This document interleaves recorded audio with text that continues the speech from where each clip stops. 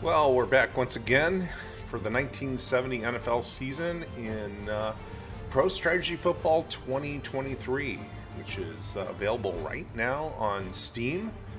We're playing a historical season, and the historical seasons for Pro Strategy Football are available as a free download. Those are basically mods that are created by the user community. One thing with the Pro Strategy Football community is they are a very active, friendly bunch of people and turn out great content. So if you're a football fan and you've been following along with this, or you're just new to checking out the 1970 season sim that I'm doing, I'd recommend, if you're a football fan or you have a member of your family that is a fan of football, this is just a great product. So can't recommend it highly enough. I'm definitely putting the hours in on it because I love it. It's just great to replay these classic seasons with these classic players and kind of take a trip down memory lane with some of the big names like Johnny Unitas, Bob Greasy, Lance Allworth. Bart Starr still playing at this time, so you just have it's just a fun opportunity to just kind of replay a little bit of maybe your childhood, back when you were a kid, sitting in front of that television set in your living room on Sundays, and watching whatever game you got based on your region. So unlike that, where you're limited to whatever game was going to be broadcast in your region, in Pro Strategy Football, you get every game of the week. So you could sim it, you can coach, you can just run it and look at the highlights. You can pretty much kind of decide what you want to do when it comes to running the games. So we'll get things kicked off here. Let's look at the standings. Week 3. St. Louis is in first place in the NFC East with that just absolutely crushing win over the Washington Redskins, who have to be trying to look for some answers after that brutal game. Minnesota and Detroit are at the top of the Central in the NFC with 2-1 records. In the West, you have San Francisco and LA, top 2 teams there in the West. New Orleans got their first victory. In the AFC, in the Eastern Division of the AFC, Jets 3-0. Didn't see that one coming. Baltimore and Miami at 2-1. Boston still winless. Looking over at the Central Division, we have Pittsburgh and Houston tied. However, what you have here is Pittsburgh had this horrible 0-0 tie game with the Denver Broncos last week. So they're 1 win with 2 ties. Houston has 2 wins with a loss.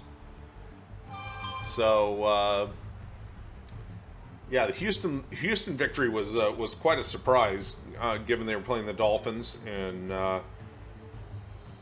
honestly, the Oilers have a pretty questionable team.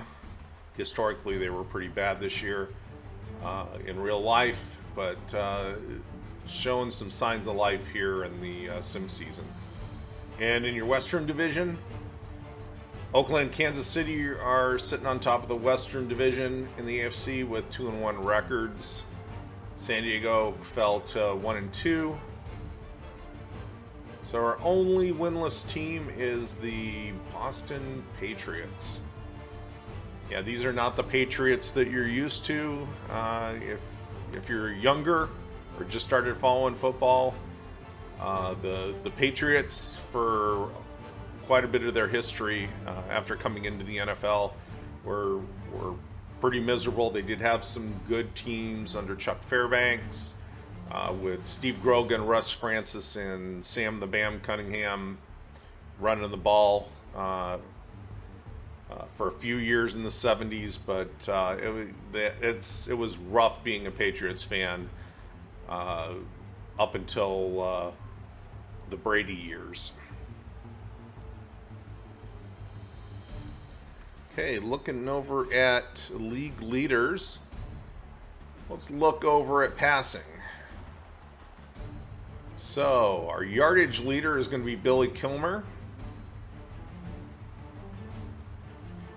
Darryl LaMonica leads with 7 touchdowns, as does Jimmy Hart of the Cardinals. Billy Kilmer has thrown the most interceptions, but you have Dawson, Berry, and Shaw also with 5.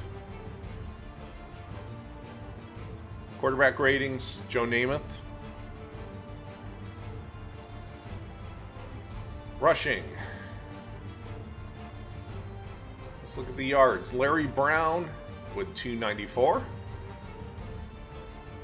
Ed Podolak, 290 for the Chiefs. Ken Willard had a big game on week 2, so that bumped him up here as well. Looking at touchdowns, Willard and Brown with 4 each. Harmon Wages with 3. Longest run, MacArthur Lane, 45 yards, but didn't end up with a touchdown on that. The longest run for a touchdown goes to Jim Kick of Miami so far this season with a 38-yarder. Receiving, Jack Snow's leading in yards at 351. Is also leading in touchdowns with 4. You have a bunch of folks here with 3. Longest touchdown pass goes to Jerry Levias. 78 yards for a touchdown. Kenny Burrow, 00. 75-yarder for a touchdown for the Saints. And Bolitnikoff and Sauer, 66 and 65 for a touchdown.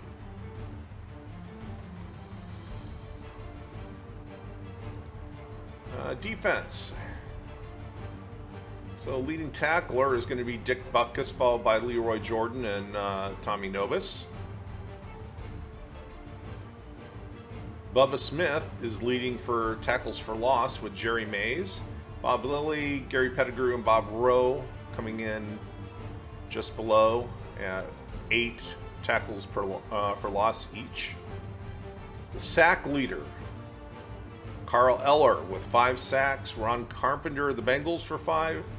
Freddie Dreyer, 5 sacks. Bubba Smith and Elvin Bethea with 4.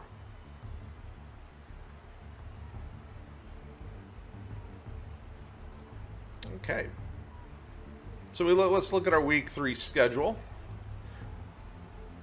I basically went through and simmed these really quick before I started the video, so we can kind of jump in. San Francisco is down in Atlanta. Looks like a sultry Georgia day. 80 degrees, mild wind, clear skies. San Francisco, Atlanta, both 1-1. Let's go to the highlights. 6:49 in the first quarter. Gossett is good, but boy, he got leveled there after the kick, so hopefully he's okay. 9:49 in the second. Brody hands off to Cunningham, and he is gone and into the end zone. 19-yard run by Doug Cunningham. Niners up 10-0. But here come the Atlanta Falcons. Harmon Wages gets into the end zone. 7-yard touchdown run by Harmon Wages. Extra point is good, 10-7. Ken Willard again getting the ball, and he is in. And it looks like he's going to be queuing up for a big day. 15-yard gain for Ken Willard. 17-7, San Francisco. It's good. Ken Vineyard's kick is good from 26 yards. 17-10. 10-16 left in the third. Bob Berry back to pass. And he's picked off.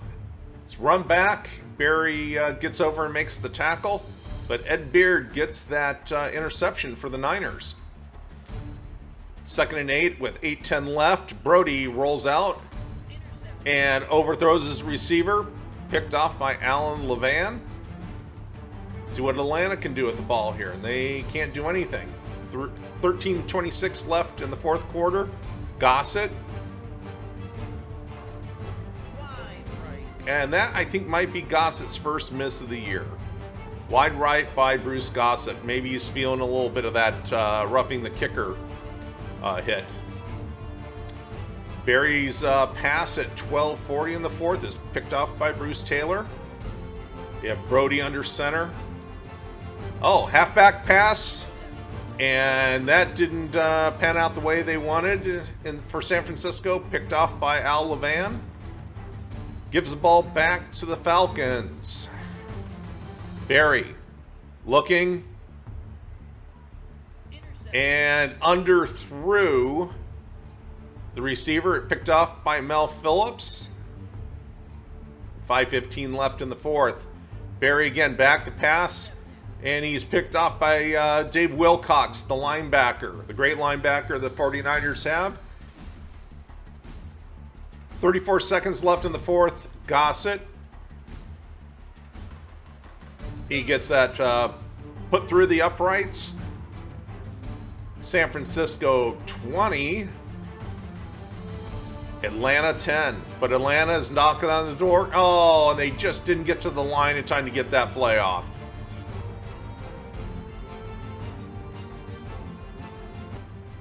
So San Francisco pulls out a 20-10 victory on the road against the Atlanta Falcons. Your MVP, Ken Willard, had another big game. It's had 2 weeks of really good running by Ken Willard. Let's look at the stats. Here's your game stats.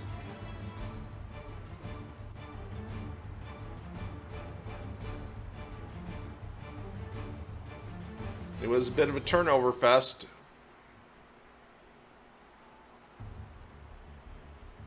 All right, let's look at our individual stats. John Brody's line, 12 out of 23, 168 yards, 1 interception, 1 sack for 6 yards. And then we had that Doug Cunningham halfback pass that got picked off.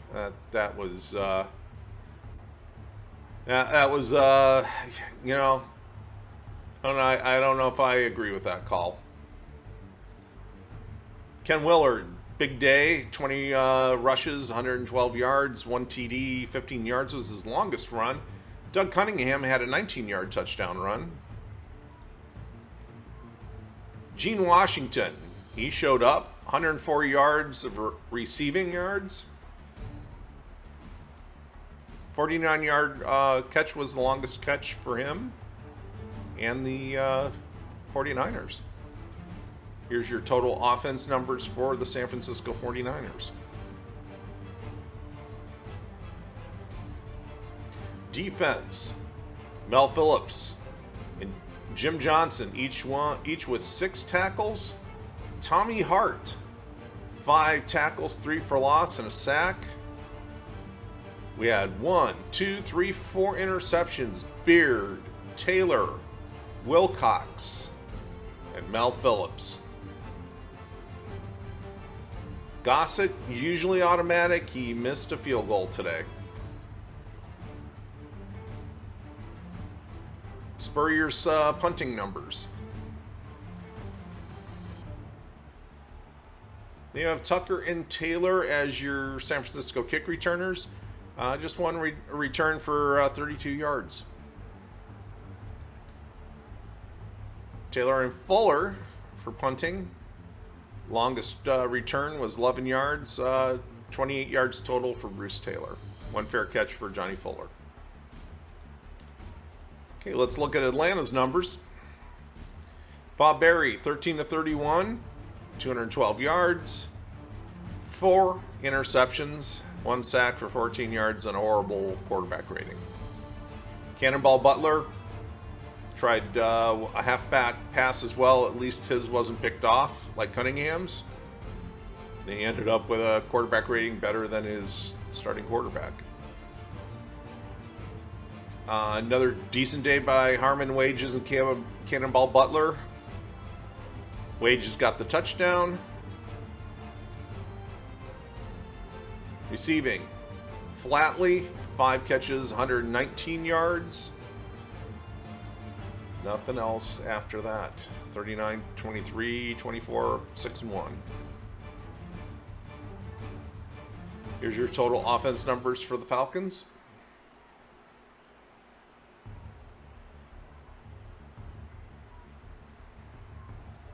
Defense. The great Tommy Nobis, 13 tackles, 1 for loss. Greg Lenz, 5 tackles, 2 for loss, and a sack. Claude Humphreys, he got 4 tackles, 1 for a loss. That's pretty much about it. You have 2 interceptions by Al Levan. Vineyard, he hit everything today. Extra points and field goals. Billy Lothridge, 4 punts. Good average. Longest one was 43. He had 3 inside the 20 and 1 fair catch. Cannonball Butler and Campbell on kick returns. 23 yards was the longest kick return. And nothing on punt returns. 1 fair catch. All right. Well, that will take care of the first game on our schedule for week 3 of the 1970 NFL season. Now we're looking at Baltimore and Boston. Baltimore is headed to Harvard Stadium. At least it's not raining. Last week was a sloppy game in Harvard Stadium. Back in these days, they didn't have great drainage on those fields, so they tend to turn into just big muddy affairs. If you go out on YouTube and look at some of the games in the 70s that were bad weather games with rain, they were slogging through ankle deep mud, and at times you had a hard time telling the teams apart because both sides were covered in mud. I actually missed that. I wish we had that in the modern game. I miss those mud games and that. But obviously the field drainage now is extremely advanced, and it just whisked the water away even on natural surface. So let's see what's going on here between Baltimore and Boston. All right, Joe Kapp under center with 13:40 in the first. He's back to pass for the Patriots. And he hits the Mad Stork, 10 Hendricks, right in the chest with a pass. He's tackled at the 47. Unitas for the Colts, hands off to Maitland. He gets the first down, but he fumbles the ball. Boston gets the ball at the 33. With 1:15 in the first quarter, Unitas back to pass. And he hits Eddie Hinton in the back corner of the end zone. Gets 2 feet down. Touchdown, Baltimore. Extra point good. 8:42 in the second quarter. Eddie Hinton gets the reverse, runs it in for a 2-yard touchdown. 56 seconds left in the first quarter. Gino Cappelletti, 24-yard attempt is good. 19 seconds left in the second quarter. Unitas, he's got the Colts down there, and he hits Eddie Hinton at the goal line, and he falls in for the touchdown. 8:38 in the third quarter. Boston, Cappelletti gets another field goal, 14-yard field goal by Gino Cappelletti, 21-6 Baltimore. 37 seconds left in the third. Cap passes, screen pass to Nance. Almost gets the first down, and he fumbles the ball. 12:59 left in the fourth. Maitland in for Baltimore. 2-yard touchdown run by Jack Maitland. 28-6 Baltimore. But Cap, he couldn't convert on that fourth down. They turn it over on downs to the Colts. With 5:38 left in the fourth, Jim O'Brien. It's up, and it looks like it's through, and it is. 31-6 Baltimore. 2:42 left. Cap is driving. He hits Rademacher for the touchdown. 14-yard pass from Joe Cap into the end zone. Touchdown, Patriots. Now we're at 31-13 with 4 seconds left. Cap. He hits Turner and he's trying to get out of bounds. Did he get out of... Oh, yeah, he ate up the time. He didn't get out before the clock expired. Valiant effort by Joe Cap and the Patriots to try to get a score, but all for naught, and it wouldn't have made much of a difference anyhow. 31-13 Colts over Patriots. Your MVP, Eddie Hinton, 10 catches, 102 yards.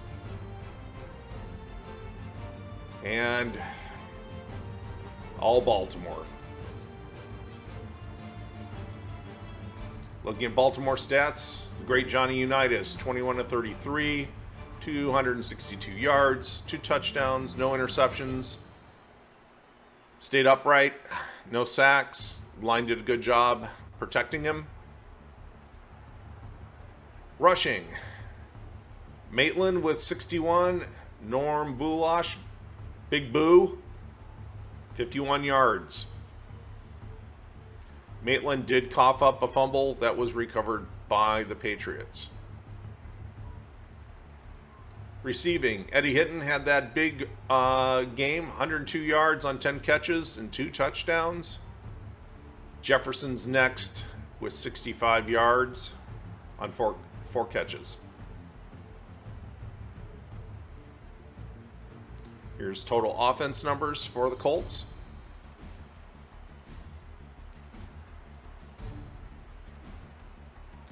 Defense. Well, Mike Curtis had a good day. 8 tackles, 2 for loss, and he did get a sack. Fred Miller, 4 tackles, 2 for loss.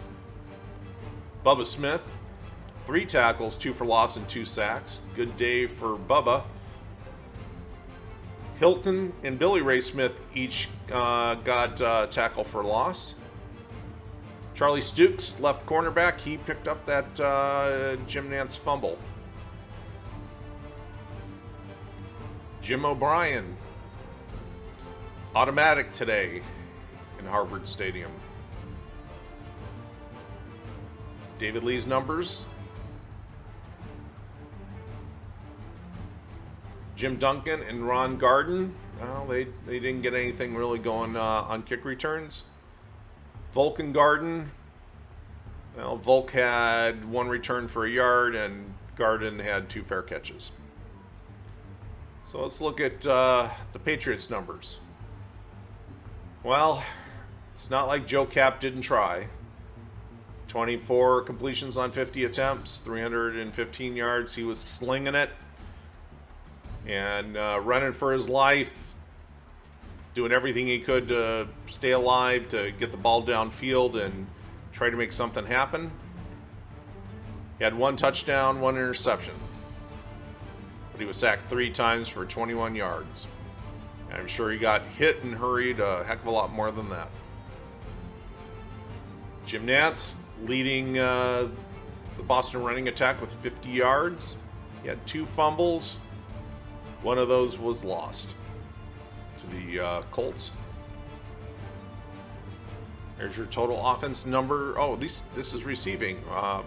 Apologies. Nance had 8 catches for 57 yards. So lots of Jim Nance coming out of the backfield. Big Turner had 77 yards. Ron Sellers had a good day, 112 yards. And then Rademacher with a touchdown. There's your total offense numbers for the Patriots.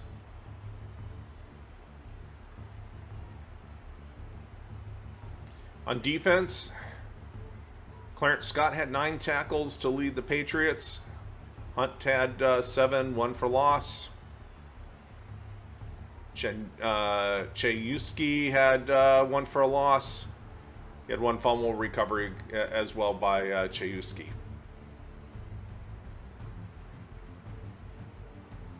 And Gino Cappelletti had a Gino Cappelletti day at Harvard Field. Made all of his field goals. Didn't miss an extra point. Janik had a 52-yard punt. And even though the average wasn't there, he had 3 inside the 20, 3 touchbacks, 2 fair catches. Lawson and Garrett, their return numbers, both of them each got a return, but 28 and 25 yards respectively. Carl Garrett, he got a little bit of yardage, 12 yards on a punt return, ended up with 51 yards total. Okay. Baltimore looks like they're kind of rolling here. Next up, Jets. Joe Namath and the Jets. In Buffalo, at the Rock Pile, taking on the Bills. And by the way, what a game Buffalo had last night against Tennessee. All right, 3:19 remaining. Dennis Shaw back to pass. Avoids the sack. Touchdown, Bills. Clyde Glosson, 19 yards from Shaw, who barely avoided getting leveled on that. 7:28, we have a Jim Turner field goal. So the Jets are on the board. 1:29 in the second quarter. And, oh, that looks wide right to me. Guthrie's kick is wide. So going into the third quarter, we're 7-3. Buffalo, Namath. Oh, looked like we're going to have a long gainer there by Pete Lamons, and he coughs the ball up. 3 minutes left in the third quarter. Namath hits little Eddie Bell in the end zone. See if they get the extra point. 10-7 Jets now. Dennis Shaw with 2 minutes in the third. Hands off to Patrick, and he fumbles.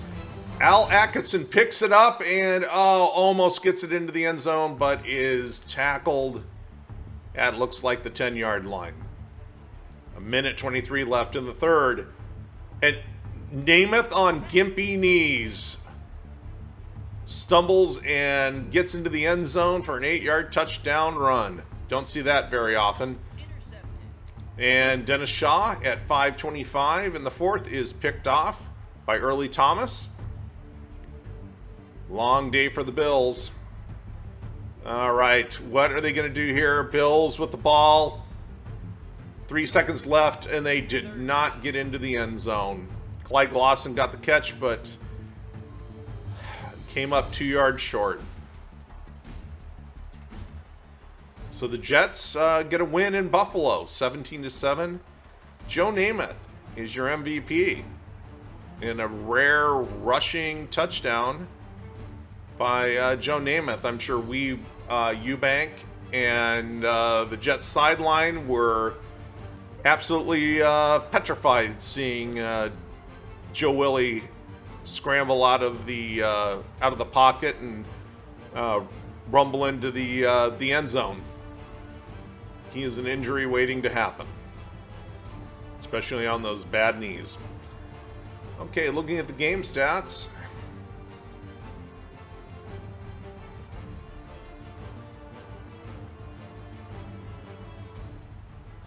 Buffalo fumbled 3 times and lost 1.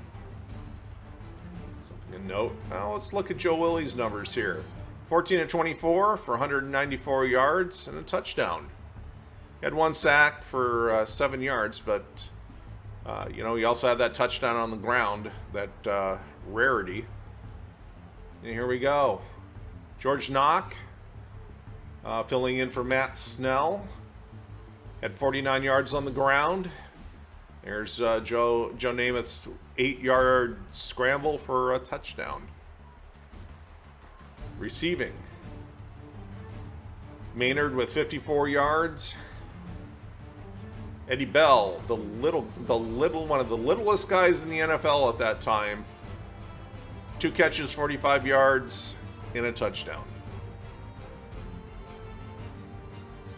Here's your total offense numbers for the Jets.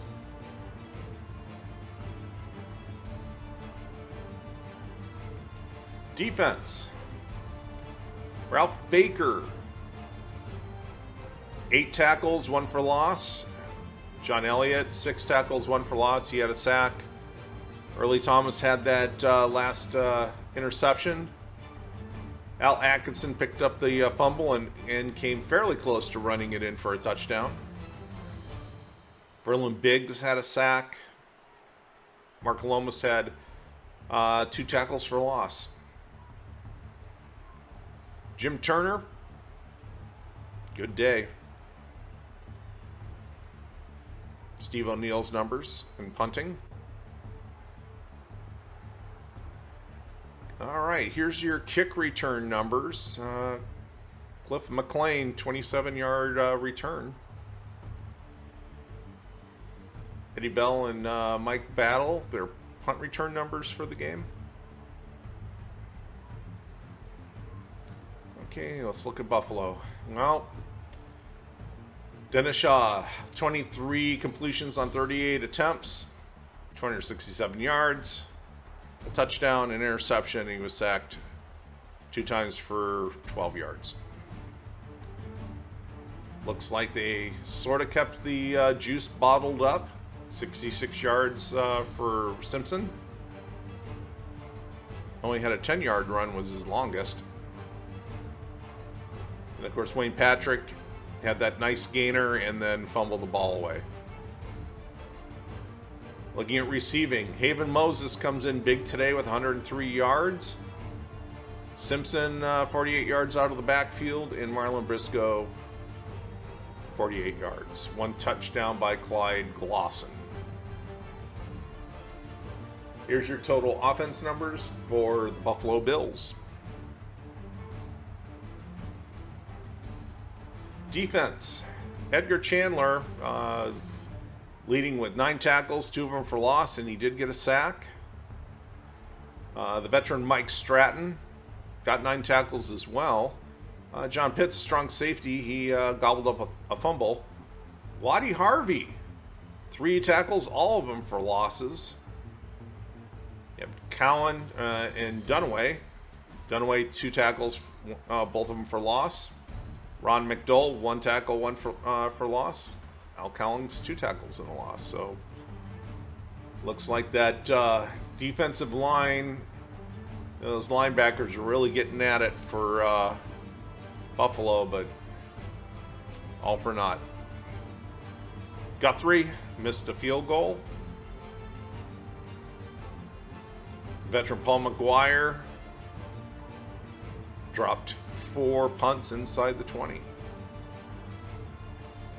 Here's your kick return numbers.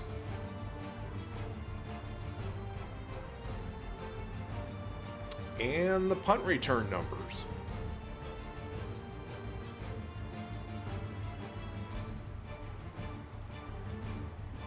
And with that, the Jets leave Buffalo with a 17-7 victory.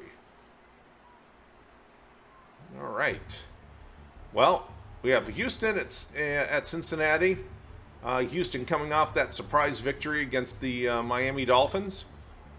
Well, see if they can kind of keep the winning momentum going in Cincinnati. 10:36, 4th and 2. And Virgil Carter scrambles for a 6-yard gain, first down, Bengals. 9:57 left in the first. Virgil Carter throws over the middle and it's picked off by Kenny Houston. Houston's ball on the 43-yard line. We're in the second quarter now. Virgil Carter back to pass. And he throws a pick to Johnny Peacock in the end zone. 7:21 in the second quarter. Mullen is good. Horst Mullen, 34-yard field goal, gets Cincinnati on the board. 5 seconds left. Charlie Johnson of the Oilers. Back to pass. He's looking. He's scrambling. He's looking. And he throws it. Let's see if he can get Jerry Levias. And he barely missed him. Just off of Levias' fingertips. 11:39 in the third quarter. Charlie Johnson back. And he's picked off by Ken Riley on that out. Well, let's see what happens. 6:25 in the third. Houston got the ball back. And he hits Jerry Levias. Touchdown, Houston. 22-yarder to Jerry Levias. 12:59 in the fourth quarter. Oilers are knocking on the door, and Joe Dawkins, one of the stars from last week's victory against the Dolphins, he runs it in for 2 yards. 14-3 Houston. Horst Mullen. And he gets it wide left on a 32-yard attempt. We're down to 1:16 in the fourth. Carter back to pass, looking to see if he can get his team down field, and he threw it right at Johnny Peacock. 2 seconds left. Last gasp for the Bengals. Carter's looking. He dodged that hit. And it's incomplete. The Hail Mary to Crabtree didn't connect. And the surprising Houston Astros steal another game. 14-3. Johnny Peacock, free safety, 4 tackles, 2 interceptions. Look at the game stats.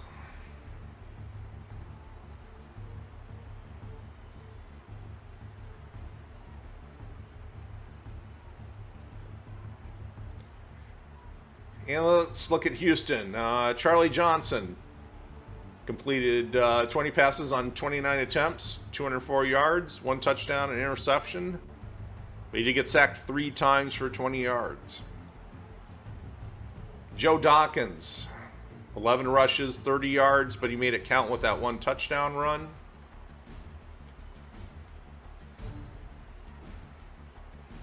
Receiving.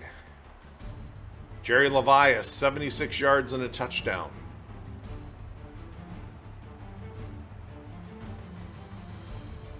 Here's your total offense numbers for the Oilers.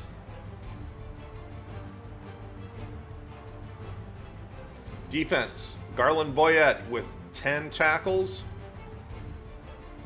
Pat Holmes with a sack. Johnny Peacock, 2 interceptions. Ken Houston had the other interception.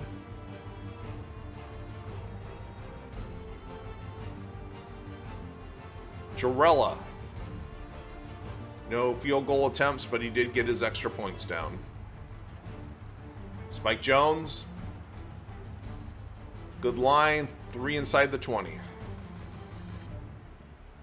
Benny Johnson and Jerry Levias handling the kick return duties. 27-yard return for Benny Johnson. And then Levias and Richardson on punt returns. 1 fair catch and only a 3-yard return for Levias.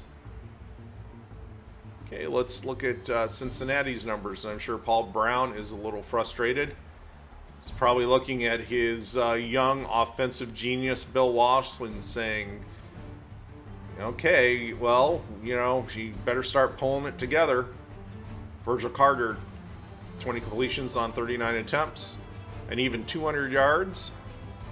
3 interceptions. That was the killer, and he did get sacked one time for 6 yards. Rushing. Paul Robinson had 49 yards. Virgil Carter had 23. Jess Phillips, 26. Looking at the receiving core, Chip Myers had an even 100 on 9 catches. After that, not much to write home about. There's your total offense numbers for the Cincinnati Bengals. On the defense, Bill Bergey, the 1969 Defensive Rookie of the Year in the AFL, the last Defensive Rookie of the Year in the AFL, 7 tackles, 1 for loss, and he got a sack. Ron Carpenter, 5 tackles, 3 for loss, and a sack. And of course, Ken Riley grabbing that interception. Royce Berry with another sack. Horst Mohlman, I think that's got to be like the first time he's missed in a game this season. Well, no, I think he missed last week too because it was a little bit of a field goal fest, and I think he did miss one.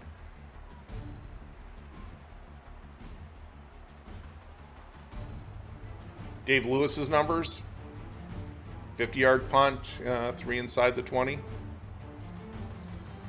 In your kick returners for Cincinnati, Robinson and Parrish.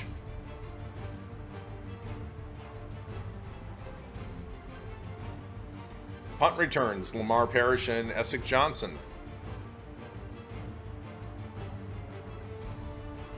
All right. Well, that wraps that up. 14-3 victory for the surprising Houston Oilers in Cincinnati.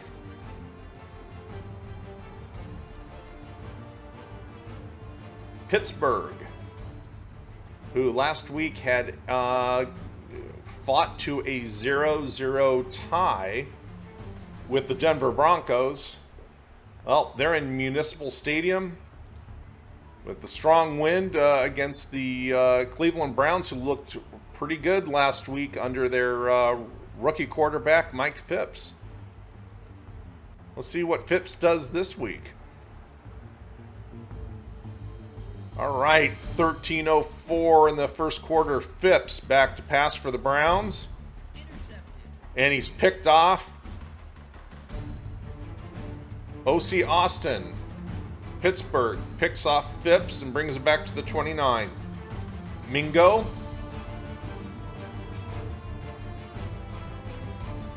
Is good. 12:03. Pittsburgh 3. Browns 0. With 15 in the second quarter. Oh, Gene Mingo shanks it left. 3-0. Pittsburgh, 7:25. Phipps is driving the Browns down. And he barely just off the fingertips of Fairhooker. 3:40 in the second quarter. Phipps hits Gary Collins, and Collins is in the end zone. Touchdown, Browns. Looks like Phipps shook off that interception. And Mingo is wide left again. 7-3 Browns. 4:47 in the third quarter. Phipps back to pass. He overthrows everybody except for Chuck Beatty, and he picks it off at the 40. Bradshaw, under center for the Steelers. Gibbs to Hoke, and the veteran rumbles in. Dick Hoke runs it in for 22 yards. He's starting because Preston Pearson fumbled the ball 3 times against Denver last week. Don Concroft with 5:30, 38-yard attempt is good. 10-10 with 19 seconds left in the fourth quarter. Terry Bradshaw is picked off. Oh, Chuck Noll is shaking his head.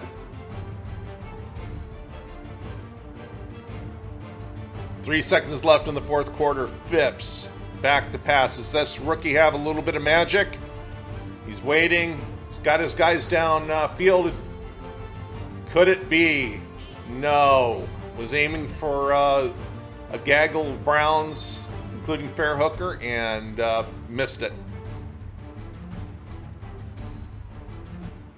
And we end up with a 10-10 tie.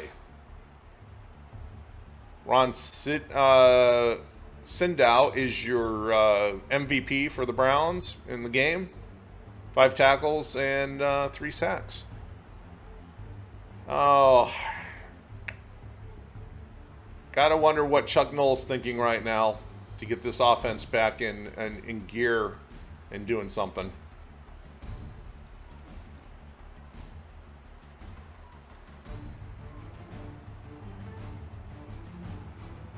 Here's your game stats.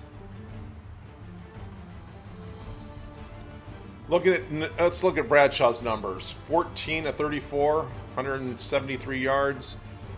I wouldn't be surprised if we see Terry Hanratty next game, especially when Bradshaw held the ball too long, got sacked 4 times for 33 yards. The veteran Dick Hoke starting in place of Preston Pearson, who apparently is in Chuck Noll's doghouse after coughing up 3 fumbles last week. Gets 68 yards on 12 carries. The longest one was a 22-yard touchdown run. Johnny Fuqua, he got a little bit of action, but not much. Looks like Bradshaw was running around and doing young Terry Bradshaw things, which was scrambling around a lot, and I'm sure that did not make Chuck Noll happy. Receiving. Ronnie Shanklin had 93 yards. That is about all you're writing home about when it comes to receiving in the game for Pittsburgh. Here's your total offense numbers for the Steelers. Defense. The veteran Chuck Allen, 9 tackles. Jerry Hildebrand, 5 tackles, 2 of them for loss and a sack. Austin and Beatty with the interceptions. We had another sack by Ben McGee. Mingo missed 2 field goals. That, boy, if I was Gene Mingo, I'm not looking forward to walking back and looking at Chuck Noll. Bobby Walden's punting for the day. He had 9 punts, so he was a little busy. Staggers and Blunt for your kick returners. Bryant and Staggers doing punt return duties. Okay, let's look at Cleveland's numbers. Well, let's see what Phipps did. Well, yeah, the rookie had kind of a rough day. 15 completions on 39 attempts. 172 yards. He had a touchdown, but he had 2 picks. Sacked twice. Leroy Kelly and Bo Scott combined for 92 yards. I wonder if Mike Phipps is going to be replaced by Bill Nelson. I don't know what Blanton Collier's. He's got a decision to make there. Gary Collins, Milt Morin. Those were your 2 top receivers for the Browns today. Gary Collins with a touchdown. Total offense for the Cleveland Browns.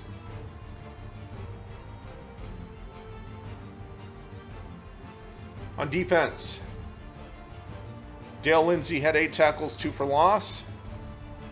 Ron Sindow had 5 tackles, 4 for loss. 3 of those were sacks. Sumner had the interception. Jack Gregory had the other sack. Concroft, perfect in both field goals and extra points. Punting duties, not bad. 40-yard average. Got 6 of those inside the 20. And this is the first game we've had where Homer Jones did not run a kickoff back for the touchdown. I'm pretty sure Pittsburgh was making sure he wasn't going to get anywhere near the ball. Schoen and Morrison. Not much on the punt returns. 3 fair catches for Reese Morrison, but yeah, not much there. Okay. Well, questions in Pittsburgh. Do we have a quarterback controversy? Hanratty or Bradshaw? Bradshaw, we got, I think he's led him to 1 win and 2 ties. So it's not like he's losing games, but he's not winning games for him either. And with Cleveland, wouldn't be surprised to see Blanton Collier go back to the veteran Bill Nelson.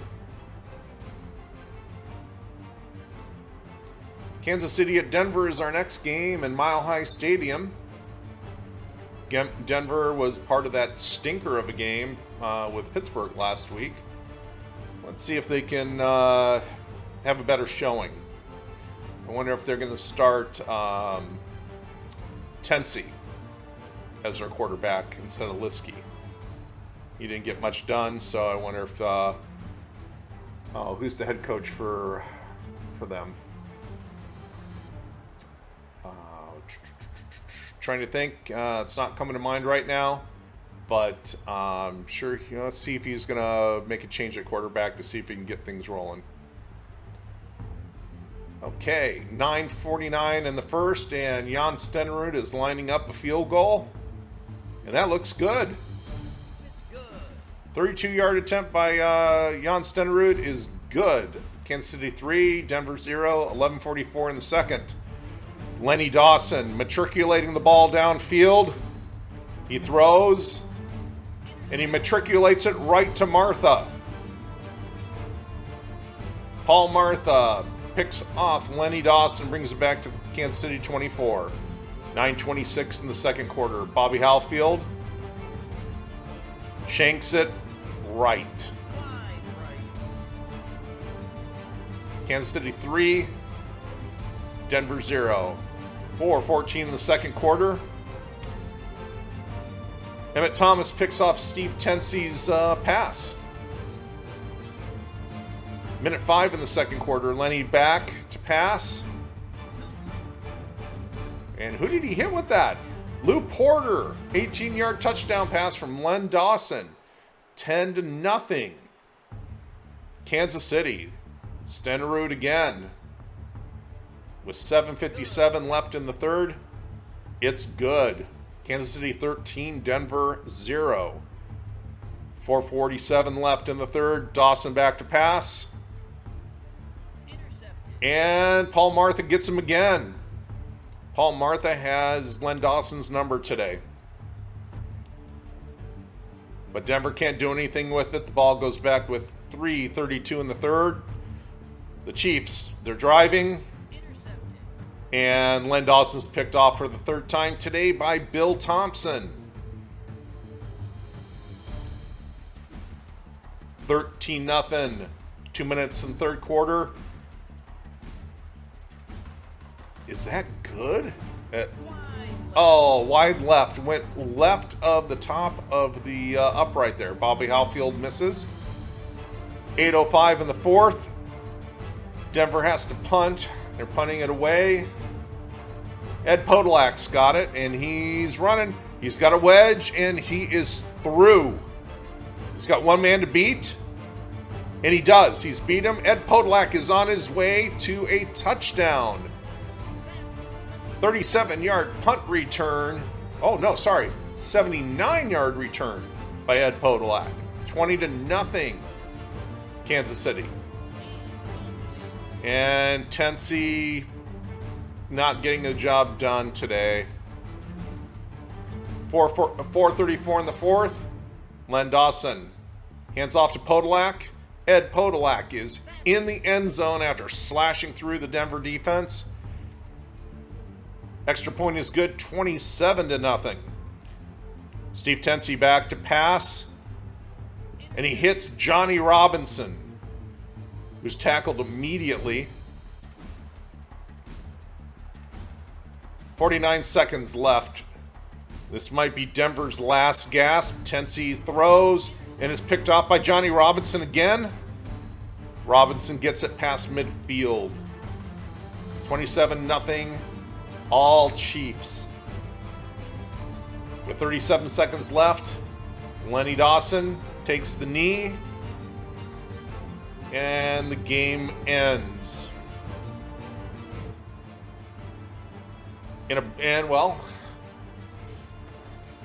Kansas City 27, Denver 0. Denver shut out for the second week in a row.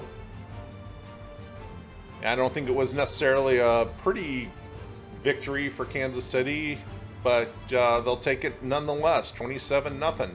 Your MVP, Ed Podolak, who is doing it all. 24 rushes, 134 yards, and a TD, 2 catches for 10 yards.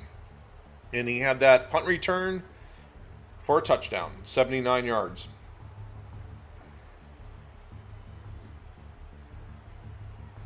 Both teams were turning the ball over. Denver just couldn't get anything going on offense. Again, Kansas City's numbers: Len Dawson, 9 completions out of 22 attempts, 116 yards, 1 TD, 3 interceptions. Not a good line for Lenny. Ed Podolak, 134 yards on the ground and a touchdown. Ed Podolak, just what an amazing day for him. Pitts, 34 yards is your leader. Lou Porter got 1 touchdown on an 18-yard pass from Lenny Dawson. Here's your total offense numbers for the Kansas City Chiefs. Nice to see Morris Stroud get into the game there. He got 29 yards receiving and a first down. On defense, Johnny Robinson was ball hawking Steve Tensey all day. 2 interceptions. Emmett Thomas got the other one. Let's see here. From a sack perspective, Buck Buchanan, his only tackle of the day was a sack. Jerry Mays had 5 tackles, 3 for loss. Jan Stenerud was perfect for the day. Gerald Wilson had a good day. 51-yard punt, 1 inside the 20, 2 touchbacks, and 4 fair catches. Kick returners. Well, Podolak also had 30 yards doing kick return. So he was doing it all today. Here's the punt return. 79-yarder for a touchdown by Eddie Podolak. What a good and underrated player Ed Podolak was.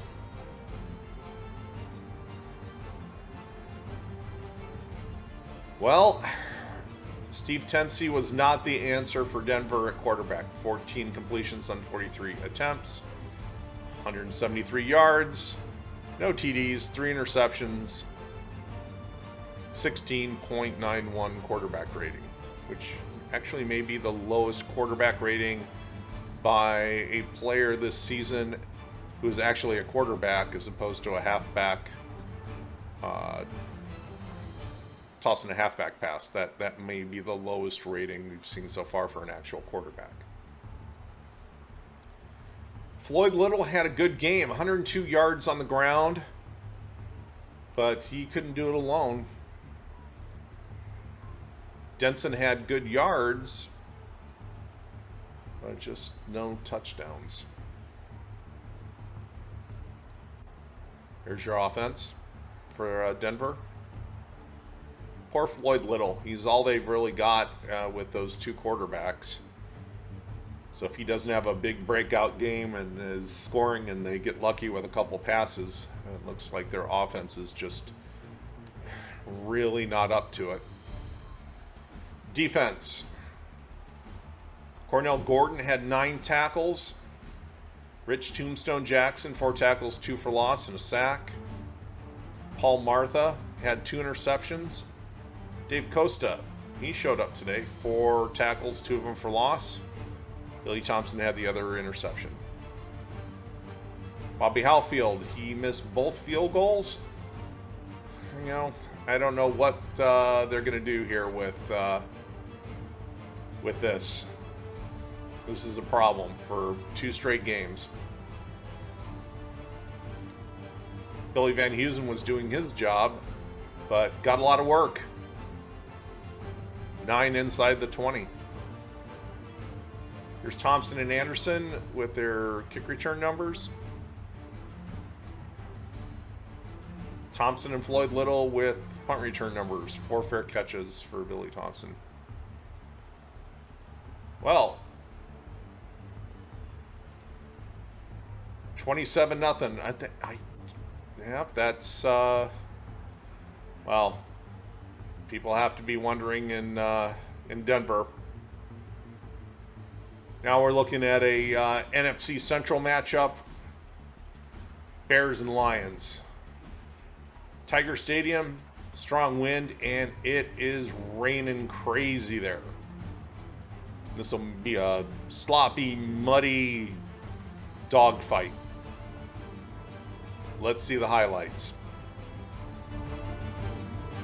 9:51 left in the rain in the first quarter, and Greg Landry is your starting quarterback. And he overthrows McCollum. Landry is starting today. All right, so 31 seconds left in the second. Bobby Douglas hits Dick Gordon in the back corner. Touchdown Bears. Point after is good. Errol Mann trying a long field goal in the rain. It looks like he got it. He did. Detroit gets on the board with 3 points and a long, soggy field goal. 5:06 in the third. Landry back to pass. Oh, he's going to run it. Greg Landry runs it in for 7. 12-yard scramble for a touchdown. Extra point is good. Bobby Douglas bringing the Bears back. Don Shy tries the halfback pass and is picked off by the veteran Lem Barney. 7:18 left in the fourth. Landry under center for the Lions. Hands off the ball to Aldi Taylor. Touchdown, Aldi Taylor. 5-yard run. Chicago 7. Detroit 17. And that's how the game will end. In the rain in Tiger Stadium, the Lions come up with a win against the Bears.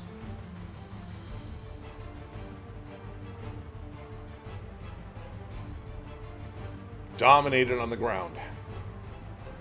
183 yards on the ground, 32 for the Bears. Let's look at Chicago's numbers. Bobby Douglas, 16 to 38, 218 yards, 1 touchdown. Don Shy trying that halfback pass to Gordon and got picked off by Lem Barney. Don Shy wasn't getting much traction out there, only 24 yards. Longest run was 6. Must have been having a hard time getting their footing. Farmer and Gordon are your top 2 for the Bears. Dick Gordon got the touchdown. Here's your total offense for the Bears.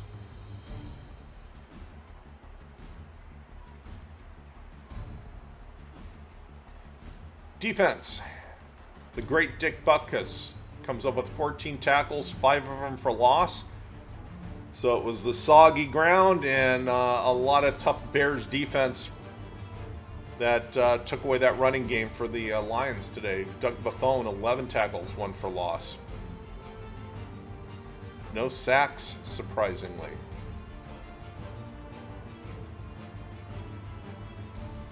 Mac Percival, 1 extra point. He was good.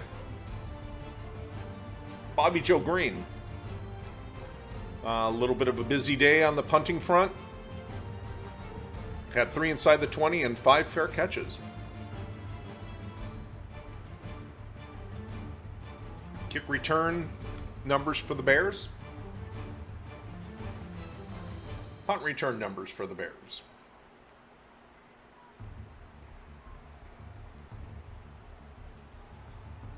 All right, let's look at the Detroit Lions. Greg Landry, in his first start of the season, 9 completions on 19 attempts for 147 yards. No touchdowns, no interceptions, no sacks. Mel Farr had a big game. He just didn't get in the end zone. 86 yards for Farr. Alty Taylor had 58 yards.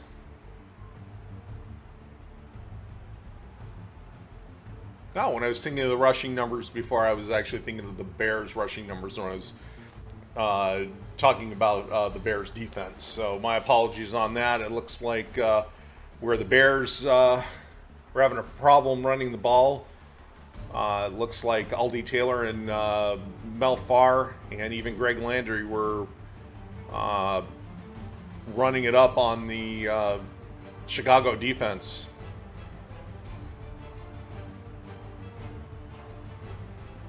Receiving. Charlie Sanders, their great tight end, 51 yards. Total offense numbers for the Detroit Lions.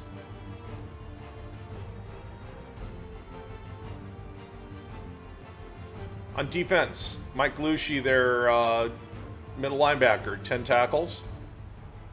No sacks. I think this is the first game we've had where there were absolutely no sacks. Len Barney got that 1 interception off the halfback pass. Alex Karras had a pretty good game, 6 tackles, 1 for loss. Errol Mann, his numbers are good. Herman Weaver, not bad. 8 punts, 4, half of them were inside the 20 and 2 of them were fair caught. Kick returners for the Lions, Williams and Eddy, their numbers. Punt returners, Lombardi and Eddy. Alrighty, well that wraps that up. So Detroit gets a home win in the pouring rain and the mud and the slog and in Tiger Stadium.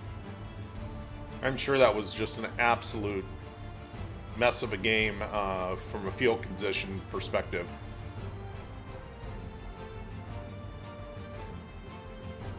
All right, next game, Vikings and Packers. It's the matchup we had in Week 1 of the 2022 season. Only the Pack were visiting Minnesota. So, what can the Purple People Eaters and Bud Grant do against the transitioning Packers with still an aging core of Lombardi era players and some young upcoming players? Let's find out. And it is pouring rain in Lambeau. 10:55 in the first. Quazzo hands off to Dave Osborne, and he is in. 1-yard run, touchdown, Minnesota up. Extra point is good. 7-0 Minnesota. Dave Livingston's 11-yard attempt gets Green Bay on the board with 3. 8:02 left in the second quarter. Bart Starr hands off to Donnie Anderson. Anderson fumbles the ball. He was stuffed, and looks like they stripped the ball. 150 in the second quarter. Packers are driving. Star back to pass. And misses everybody, but he gets Carl Kasalki. Kasalki running the ball back. He's still got it. Still running. Still running. He's past the 50, and Bart Starr tracks him down. Tackles him at the Green Bay 48. Fred Cox, with 4 seconds left in the second quarter.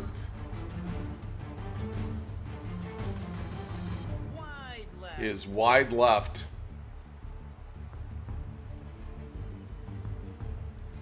.946 in the third quarter. Fred Cox is trying again. That one looks like it's through. 20-yard attempt by Fred Cox. Minnesota 10. Packers 3. 357 left in the third. Osborne is in again for the Vikings. 7-yard run. Touchdown, Minnesota Vikings. Extra point is good. 17-3. Quazzo. Quazzo will take it in with 11:09 left in the fourth. 24-3. 9:27 left in the fourth. Bart Starr throws. Picked off by Ed Sharrockman. 7:08 left. Freddie Cox gets another field goal, makes it 27-3 in the fourth quarter. 4:44 left in the fourth. Bart Starr. And he misses. Don't convert on fourth down. Turn it over on downs to the Minnesota Vikings. 15 seconds left. Quazzo's probably just going to kneel, and he takes the knee. Game over. The Minnesota Vikings come in and dominate the Green Bay Packers 27-3 in a soggy Lambeau Field. The Packer fans go home not only probably soaked to the skin, but also just absolutely depressed by that showing against their regional rivals. Let's look at the stats. Dominating day by the Minnesota Vikings. I wonder if they're going to look at putting in Don Horn for quarterback for the Vikings. Or not for the Vikings, for the Packers. With Bart Starr struggling here. He had a good game last week and then followed it up with this one. All right, looking at the numbers. Minnesota, Gary Quazzo, 10 completions on 19 attempts, 188 yards, was sacked once for 7 yards, no TDs, no interceptions. The veteran Dave Osborne gets an even 100 yards on the ground and 2 touchdowns. Gary Quazzo, 9-yard touchdown run as well. On the receiving side, Gene Washington and Bob Grimm were your leaders. Well, look, Minnesota was doing it on the ground, though. Total offense for the Minnesota Vikings.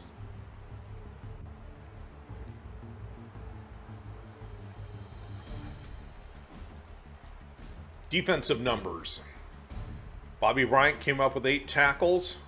Carl Eller, 5 tackles, 3 of them for loss, 2 sacks. Carl Eller's stellar play continues. Alan Page got a tackle for a loss. Gasalki and Sharrockman with the interception. Gary Larson picked up a fumble. The Donnie Anderson fumble. Fred Cox only missed 1 field goal. Rest of it looks great. McNeil got in get on 4 times. 1 fair catch. 41 yards was his longest. Your Minnesota kick returners, Jones and West.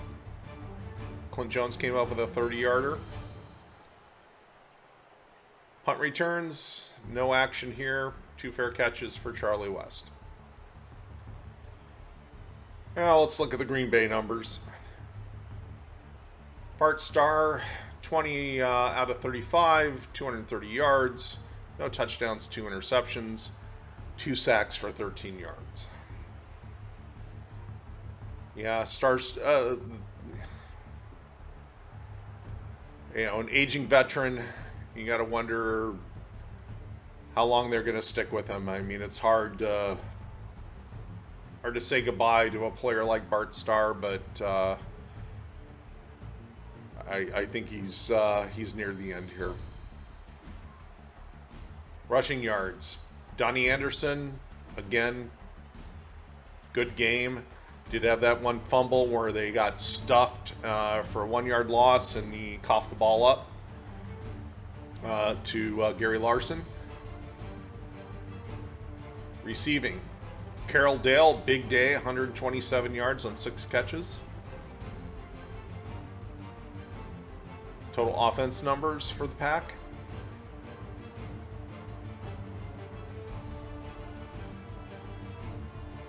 Defensive numbers. The veteran, Ray Nitschke, 12 tackles, 1 for loss.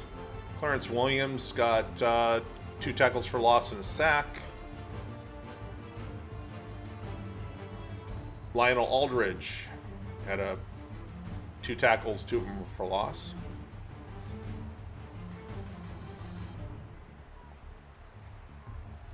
Dale Livingston.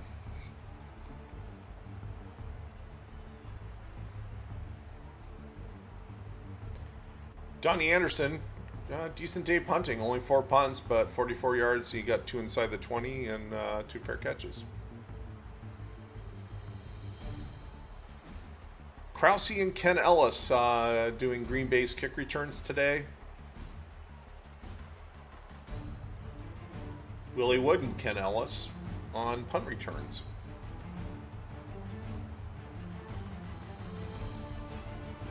Well, Purple People Eaters are back, and they gobbled up Green Bay in the rain.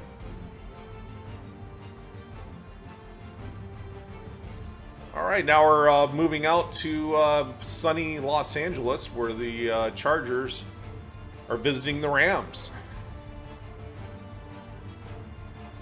So we went from the pouring rain and rather chilly 64 degrees to 80 degrees, sunny and clear skies in Southern California. 10:36 left. Roman Gabriel for the Rams back to pass, and he hits the great Jack Snow, and he is off to the races. Oh no, he's tackled. He coughs the ball up. San Diego gets the ball at the 14. Well, didn't do anything with it. 5:49 in the first. Gabriel back to pass, and they don't convert on 4th down. Just missed Wendell Tucker there on the along the sideline. 14:22 left. Hadel tosses to Dickey Post, trying to make 4th down, and Jack Pardee turns it into a 1-yard loss. 3:43 in the second. No score. Intercepted. Roman Gabriel is intercepted by Jim Hill on the San Diego 16. 3:36 left in the second quarter. John Hadel back to pass. He's under pressure.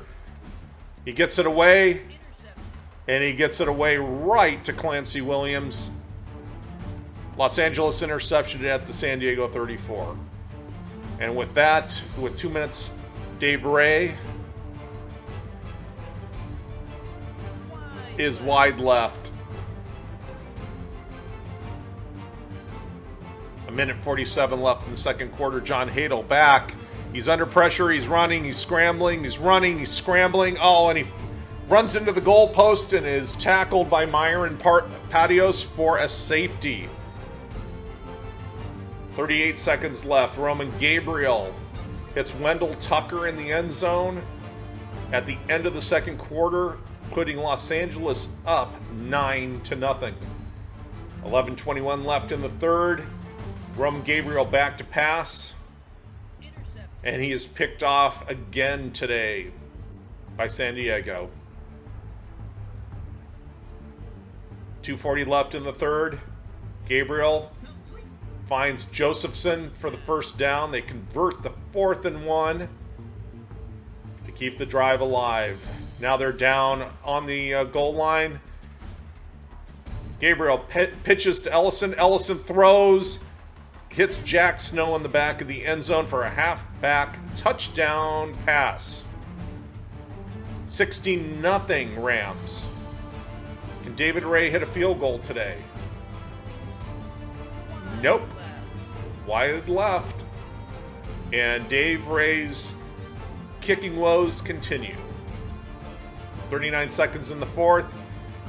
It's all over, folks. Your Rams get a 16-0 shutout on the San Diego Chargers. Jack Snow had a big day, 11 catches, 165 yards. Let's look at the stats.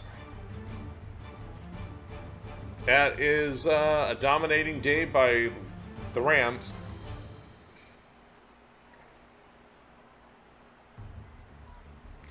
John Hadel's day for the San Diego Chargers. 14-30, 144 yards, and a pick, 3 sacks. One of those was for safety, 27 yards. And against the fearsome foursome, the running attack of the San Diego Chargers went down with a whimper. Receiving, Garrison with 75 yards. That's your leader. Total offense or lack thereof.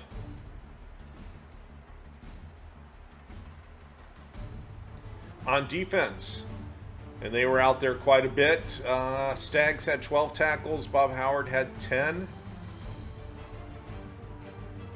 Briggs, Owen had sacks. Briggs had a good game. 5 tackles, 3 for loss, and a sack. Staggs had a fumble recovery. Hill and Beaucamp got the Roman Gabriel interceptions. No kicking done by San Diego today. Dennis Partee, however, got busy with 8 punts. One of them a fair catch, but had pretty good yardage on his punts. Chris Fletcher and Speedy Duncan, not much to write home about in the kick return category. And nothing to write home about to San Diego on the punt return. Let's look at the Rams. Gabriel was 26 out of 38, 323, a touchdown, 2 interceptions, sacked twice for 15 yards. And then Willie Ellison got that halfback pass to Jack Snow in the end zone.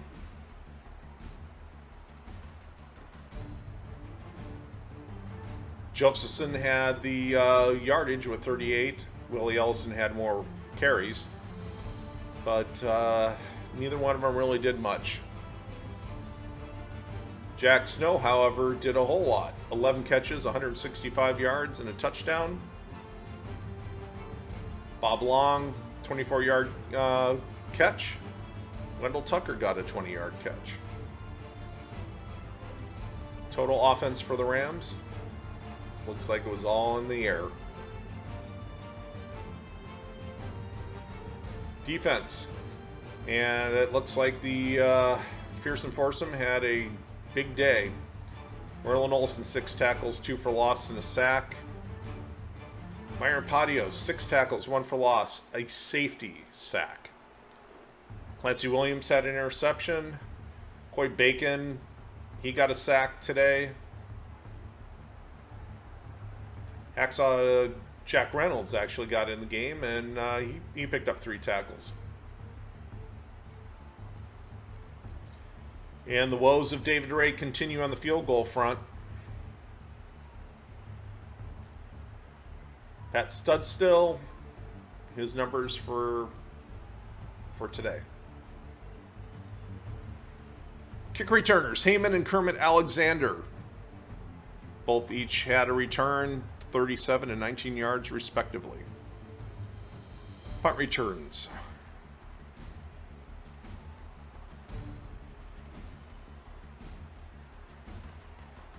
Okay.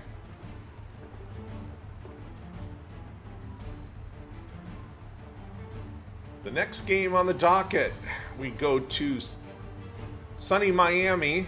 It's going to be windy in the Orange Bowl, but it's your undefeated 2-0 Oakland Raiders against the 1-1 Miami Dolphins, who were shocked with by the Houston Oilers in an upset last week.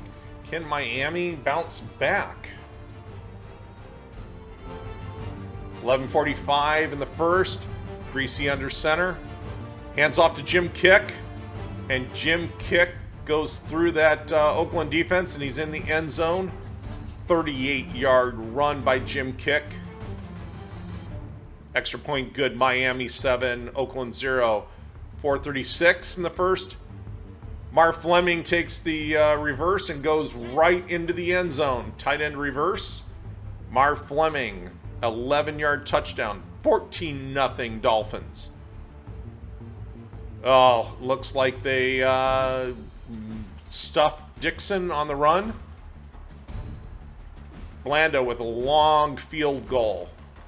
5:45 in the second. That looks like that one went wide left. 14-0 Miami. 2 minutes left in the second quarter. Miami is driving. Greasy back to pass. And he hits Paul Warfield. Paul Warfield, 8-yard pass from Bob Greasy, touchdown. Warfield's first touchdown of the year. Blanda with 46 seconds left. They're trying another long field goal. And he gets it through this time. A 40-yarder from George Blanda puts Oakland on the board. 21-3 Dolphins. 33 in the second quarter. Greasy back to pass. And he hits Gus Otto. Interception. What could Oakland do with this? Well, they get down there, but they're going to have to kick a field goal. Blanda. That looked like that was wide right. Yes, it was. Blanda's missed a few today. Score going into the second half. 21-3 Dolphins. Here we go. It's good. And it's good. Blanda, 41-yard attempt. Makes it Dolphins 21, Oakland 6. Miami driving the ball. Oh, Larry Zonka bulldozes into the end zone for a 2-yard touchdown run. Miami is bouncing back after that embarrassing loss to the Oilers.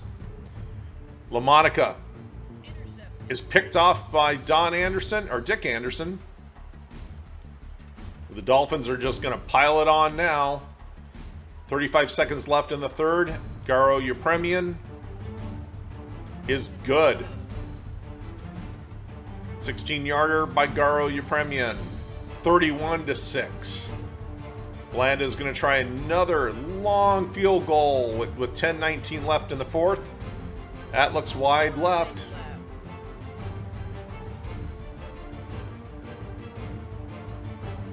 .329 in the fourth. Yepremian. That looked good. 34-6 Dolphins in the fourth quarter. And that will be your final score. The Miami Dolphins bounce back from an absolute stinker of a game in the Astrodome against the Houston Oilers last week and come up with a dominating 34-6 victory over the Oakland Raiders. Your MVP, Jim Kick, 15 rushes, 109 yards and a touchdown, and 3 catches for 23 yards out of the backfield. Jimmy Kick, great runner and receiver out of the backfield for the Dolphins during his time with the Dolphins dynasty. He gets kind of forgotten around, with Mercury Morris and Larry Zonka, but Jim Kick was a big part of their offense in those on those dynasty teams. Let's look at the game stats. And of course, Miami dominates statistically in the game stats. Let's look at Oakland's numbers. Darryl LaMonica, 16 to 32, 148 yards, an interception, and 1 sack. I just wonder if John Madden is maybe thinking George Blanda might be an option here for quarterback. Rushing, looks like they didn't get much against the no-name defense of Miami.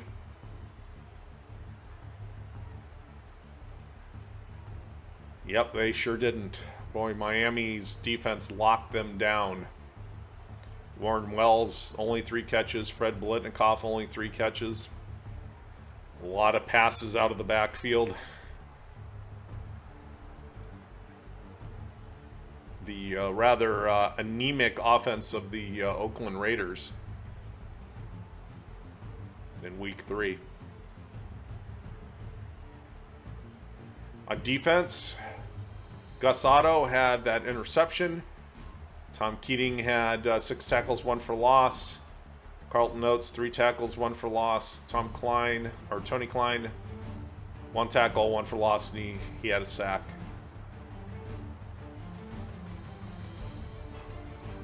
Blanda missed 3 field goals. Longest was 41. He was missing some of the short ones, but he was kind of connecting on the longer ones. Eisheid's punting numbers.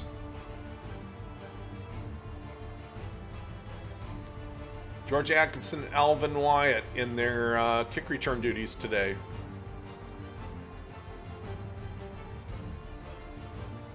Wyatt and Sherman on punt returns, no action there. Okay, let's look at Miami. Bob Greasy, 13 to 22, 152 yards, 1 touchdown, 1 interception, was sacked once for 8 yards. The Zonk, Larry Zonka, 120 yards on 20 carries and a touchdown. Jimmy Kick had 109 and a touchdown. So that's our first game where we've had 2 backs that have broken the 100-yard mark in the same game for the same team. Butch Cassidy and the Sundance Kid is what they used to call Jim Kick and Larry Zonka down in Miami. Paul Warfield had a good breakout day in his first season with the Dolphins, 89 yards and a touchdown. Good to see him get into the action.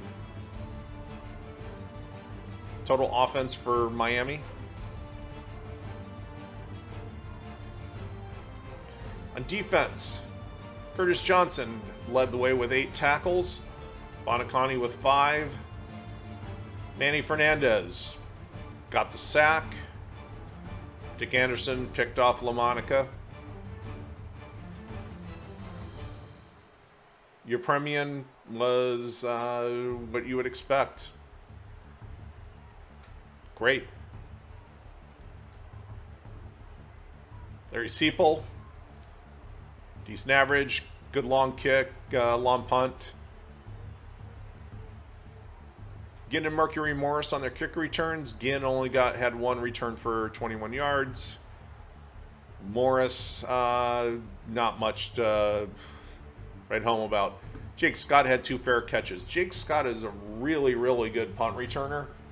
It looks like the strategy that teams are having against him is basically punt it away or just kick it high, let your guys get down there and make them fair catch. Well, Miami comes home and erases the Week 2 loss to the Oilers with a dominating 34-6 win against the Oakland Raiders. New York, down in Tulane Stadium, facing the New Orleans Saints, who have not won a game yet. Well, Who will, let's see if New Orleans is going to get their first win today. 14:47 in the first. Fran Tarkington under center for the Giants. Hands the ball to Tucker Frederickson, and he fumbles. Frederickson fumbles. He's kind of had a problem with that this season. 13:09. Billy Kilmer for the Saints is back, and he hits Dave Parks in the end zone. 4-yard touchdown pass, putting New Orleans up 7-0. Pete Gogolak with 10:36 in the first, and he shanks it left. Wide left. 8:45 in the first. Tarkington's drove him down. Ron Johnson rumbles in for the touchdown. 3-yard touchdown run by Ron Johnson. Extra point is good. 7-7. And the punt is blocked. Wow. Blocked punt. 14:56 left in the second quarter. Kilmer back to pass. Hits Barrington in the back of the end zone. You block a punt and good things happen. 6:33 in the second quarter. The veteran Elijah Pitts turns the corner, gets a 6-yard touchdown. New Orleans up 21-7. 2 minutes left. Fran Tarkington hits Herman. 12-yard touchdown pass from Fran Tarkington. 14:21. Tom Dempsey, long kick, and it's left. No good. 5 minutes left, or 5 seconds left in the second quarter. Tarkington looking. He's got good protection. And, just misses less shy on the Hail Mary. And we go to the second half. 6:05 in the third. Billy Kilmer back, and he's picked off by Longo. Tom Longo picks off Billy Kilmer at the New Orleans 36. 6 minutes left. Tarkington is intercepted by Howell. New Orleans has the ball third quarter. Now we're in the fourth. 14:34 left. Billy Kilmer back, and he's picked off by Eaton. Scott Eaton picks off Billy Kilmer at the New Orleans 29. 13:42 in the fourth. Tarkington driving. He hits Houston, and he is off. Touchdown, New York Giants. Rich Houston, 27-yard catch and touchdown. 11:51 left in the fourth, and Billy Kilmer, can they answer back? No. Short pass is intercepted by Longo on the 40. Will the Giants cash in on this? And they do. Herman with his second touchdown catch of the day. Fran Tarkington, touchdown Giants. Giants are up 28-21. Kilmer with a minute 33 left. Hits Kenny Burrows, and Kenny Burrows is getting out. Oh, did he get out? He did get out of bounds. The officials say he got out of bounds. 50 seconds left. Kilmer has him right on the door. Elijah Pitts in. Touchdown, New Orleans.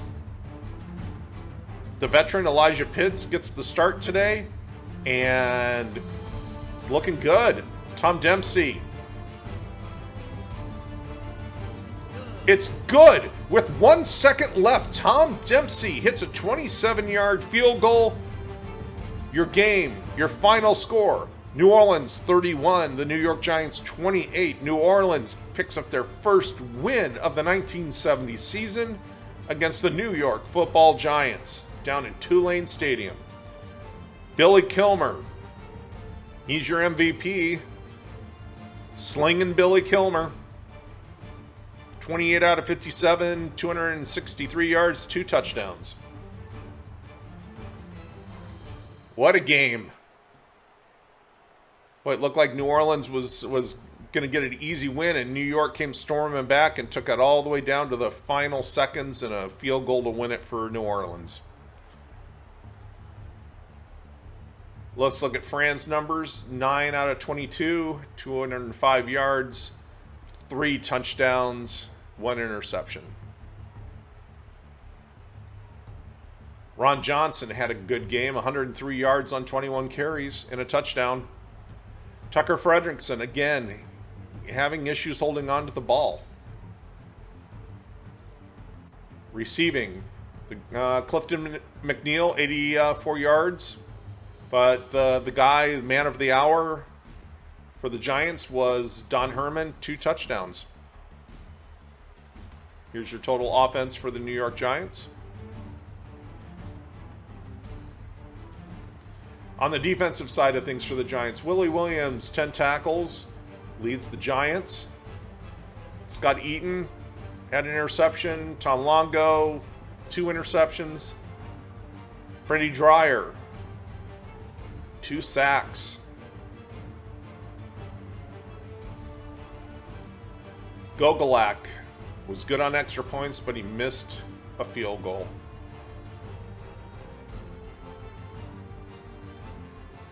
Bill Johnson's punting numbers.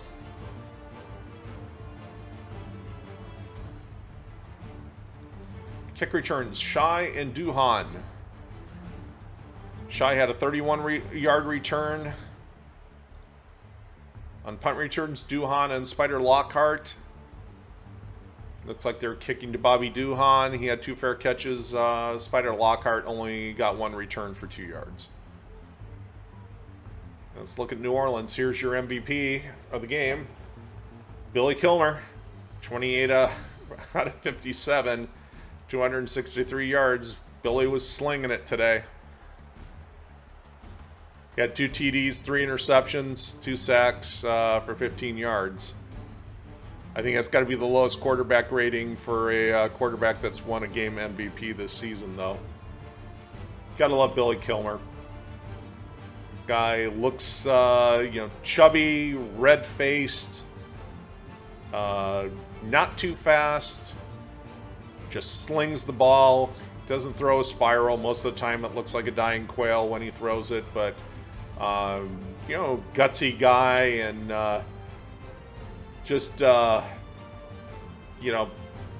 does his best with the Saints, but, of course, after the season he'll be on his way to the Washington Redskins, where he'll make a name for himself in Washington, teaming with Sonny Jurgensen and then later Joe Theismann.